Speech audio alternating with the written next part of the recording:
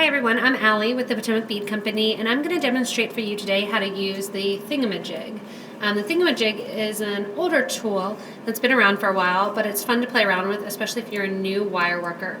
Everything you do with the Thing-A-Ma JIG, you can do with round nose pliers and with mandrels. So keep in mind you do not need this tool. It's just a fun tool to have and to play around with. When you unpack the Thing-A-Ma JIG, it comes in this square block. And it comes with a number of different pegs. There are different size pegs. There's 3 different sizes that it comes with. It comes with a small, a medium, and a large peg. These could determine the size of the loops that you're making. When you put them in and decide what your pattern is going to be, you also have some clear stoppers. They're going to be hard to see kind of in my hand. You have some clear stoppers, and what the clear stoppers do is they go in the back of the pegs as you just put them in the pegboard. And you're going to put them onto the back of the peg and just press them on. What this is going to do is hold the pegs from coming out when you're working with it. They're almost like an earring back when you press them on, and they kind of stay there. The first couple times you try to put them on, they're really, really stiff to work with. But they are important so that your jig pattern does not come up. So right now I have my small, my medium, and my large.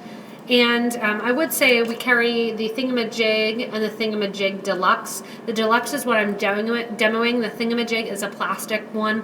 It's more designed for kids. I will say you get what you pay for. This one is a little bit higher quality. The other one, the just Thing-A-Ma JIG, is going to be plastic. The pegs come up a little bit easier and is a little bit harder to work with if you want to get serious into doing some of these designs. Wire-wise, when you're looking for wire to use, the Thing-A-Ma JIG does have instructions with it and some patterns that come along with it too. I prefer to use a 20 gauge or higher wire. 22, sometimes you can use. 24 is really too thin to keep any of these shapes. In addition to the Thing-A-Ma JIG, if you do decide to get this, I would go ahead and get a hammering block and hammer too that you can manipulate and kind of pound out some of your designs. So right now I'm just going to demo a simple design. I have my wire, and the first thing that I'm going to do is make a curve in the wire. And I'm just going to make a curvature. That's going to hold my wire in place. You can, if you want to, cut it down and kind of pinch it in place.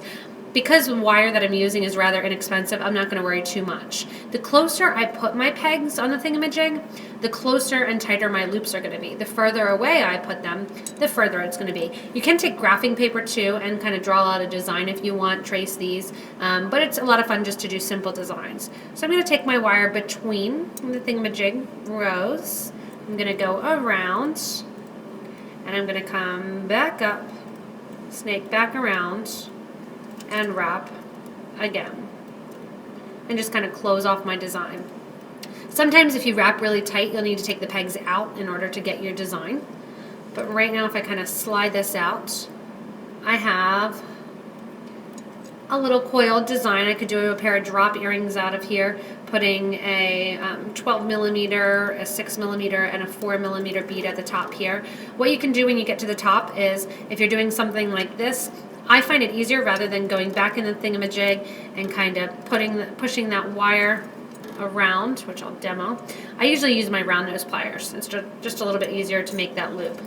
Right now your loop sizes match. I'm going to trim those, and they can match up so that way I can put it on an ear wire or do whatever I want. Another simple one is just a simple clasp. So when you're looking at the wire and the Thing-A-Ma JIG, I'm not going to be using this big peg. I'm just going to be using the smaller peg. And this is just a simple hook and eye clasp. And what I'm going to do is the same design that I did. So I'm going to do a figure 8. I'm going to take my wire around here, back down, and this is pretty much the most simple thing you can do on the wire, and kind of close it up there. I'm going to take this off, give it a little pinch, and that's going to elongate it. I could have taken it back the rows, but I just didn't want to put it back on. I can take my flat nose pliers, needle nose pliers, squash this together a little bit, and then give it a little bend back. And if I make 2 loops here at the bottom with my round nose pliers, or back on the Thing-A-Ma JIG, round nose pliers here, holding them, one going one way, one going the other way. This is just going to make a simple, very simple, hook and eye clasp.